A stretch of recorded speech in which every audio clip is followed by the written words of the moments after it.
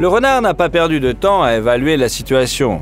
À se battre longuement, à courir autour de son adversaire, il avait faim et s'est jeté sur le serpent tout de suite. Il bondit sur son adversaire, esquive la contre-attaque et ne fait qu'augmenter la pression. Le renard a pris un risque, mais il a eu de la chance. Le reptile ne s'attendait pas à une attaque aussi soudaine. Il a manqué le coup décisif et est devenu le repas du prédateur roux. La bête a rapidement projeté le serpent qui, n'ayant pas la possibilité de décoller son ventre du sol, a perdu sa manœuvrabilité et s'est retrouvé désorienté. Le prédateur, rusé et déterminé, en profite. Le serpent assommé s'effondre sous ses pieds et devient le repas du renard, qui tue rapidement l'ennemi. Un énorme anaconda a attaqué un veau au Brésil. Le serpent s'est accroché à la victime avec ses puissantes mâchoires, mais le reptile a sous-estimé sa proie. Le veau s'est réfugié dans un passage très étroit entre des poutres en bois. Après la première morsure, l'étape suivante pour l'anaconda pour vaincre son adversaire est de le saisir avec tout son corps dans ses puissants anneaux. Mais dans cet endroit étroit, le serpent ne peut pas utiliser cette technique. Il doit s'accrocher au veau qui s'éloigne de plus en plus de la sortie. Le reptile ne s'attendait pas à cela. Il n'a pas de venin et le serpent peut s'accrocher à sa proie, mais cela n'a aucun effet. L'homme qui a été témoin de l'attaque et qui appartenait le veau est venu en aide à son animal. Il a commencé à tirer l'énorme serpent par la queue. C'est une chose à laquelle elle ne s'attendait pas non plus. Il est probable que l'anaconda rentrera dans la jungle en rampant, affamé si bien sûr l'homme le laisse partir. Que feriez-vous à sa place? Dites-le dans les commentaires. On est curieux.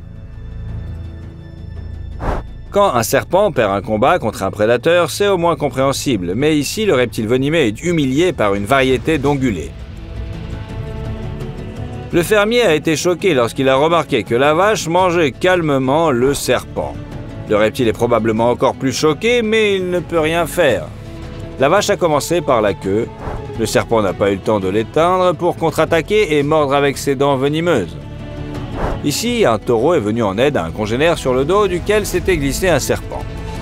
Le reptile pensait que personne n'oserait le toucher à cause de sa couleur d'avertissement. Il se trompait complètement.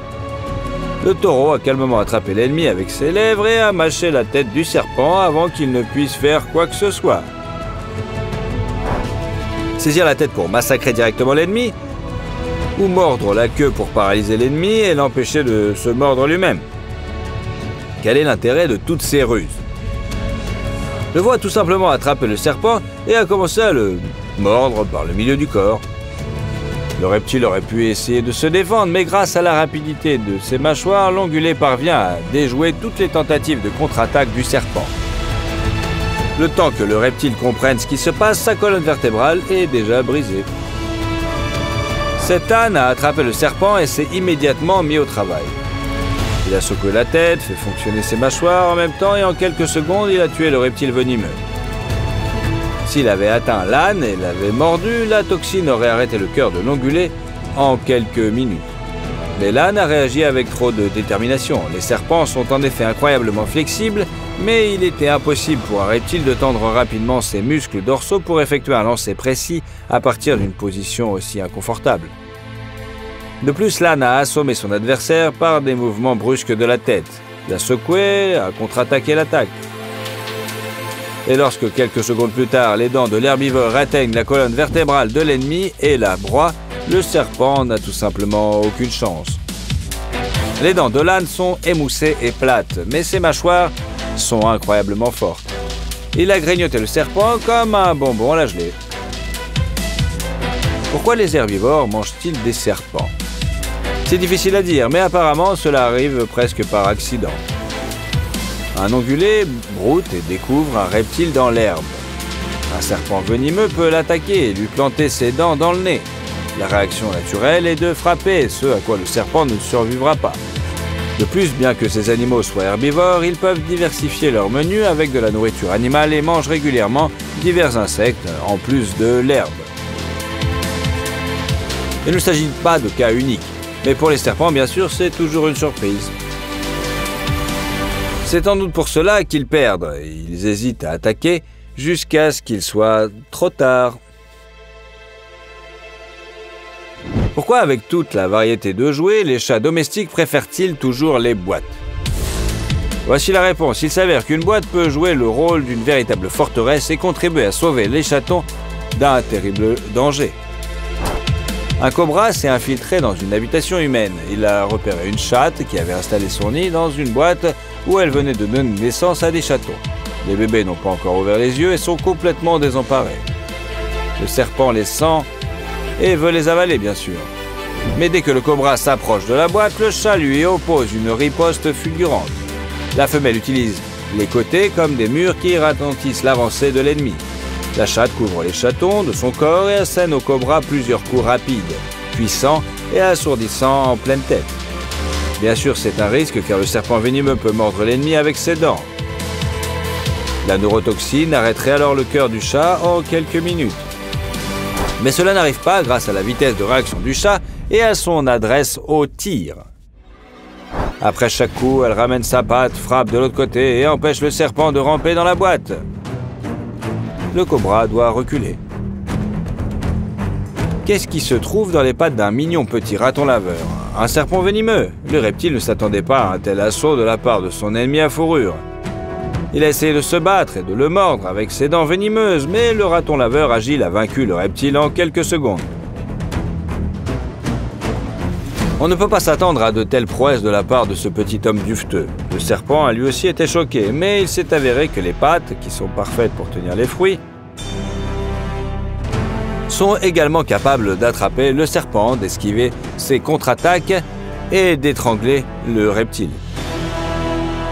Les chercheurs en faune sauvage ont été choqués de constater que ses adversaires étaient à jamais enfermés dans une impasse. L'énorme python adulte a attaqué l'antilope à partir d'une embuscade.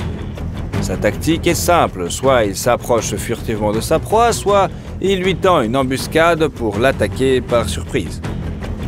Le python, qui poursuit sa proie, ne peut évidemment pas le faire, mais comme les autres serpents, il se précipite à la vitesse de l'éclair sur la proie, la mord, puis lance des anneaux de tout le corps pour l'étrangler. Avec cette gazelle, le serpent a essayé de faire le même coup, mais il ne savait pas à qui il avait affaire. Au cours de l'affrontement tendu, l'onguleux a réussi à dégager suffisamment sa tête pour assommer le reptile avec ses cornes pointues, longues et étroites.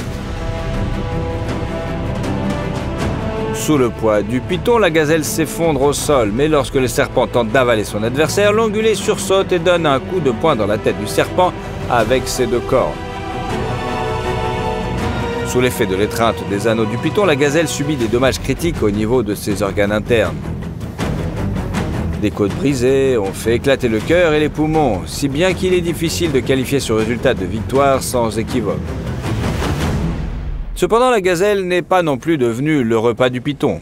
Elle est plutôt la dernière victime du serpent. Il est assez effrayant de voir comment le python, peu encore vivant, tente de se débarrasser des cornes qui l'ont transpercé. Les chercheurs ne sont pas pressés à l'aider. Et pour cause, à l'agonie, le reptile ne manquerait pas de les attaquer. Ces mouvements saccadés, empreints de douleur, sont effrayants et incitent à plus de respect pour ces bêtes. Ce ne sont pas de simples proies qui ne peuvent que fuir le danger. Ce sont des combattants sérieux qui essaient d'emmener l'ennemi avec eux, même s'ils ne peuvent pas se tirer d'affaire eux-mêmes. Même si le python parvient à se dégager des crochets que sont devenus les cornes de la gazelle, il ne tiendra pas longtemps. Prêtez attention à l'endroit exact où s'est produit le coup de corne fatale. La gazelle a transpercé la tête du serpent. Pas de liaison cérébrale, mais le cou est perforé, les mandibules brisées. De telles blessures ne peuvent que tuer le reptile. Et s'il survit, il perdra sa capacité à chasser efficacement. La faim lui ôtera le reste de ses forces et le serpent se transformera en proie. Avec qui sympathisez-vous le plus dans cette situation? La gazelle qui a réussi à blesser mortellement l'ennemi, mais qui, trop gravement blessé, ne retournera jamais dans son troupeau d'origine? Ou le python qui a eu la malchance de rencontrer un adversaire très fort qui sait se servir de son arme?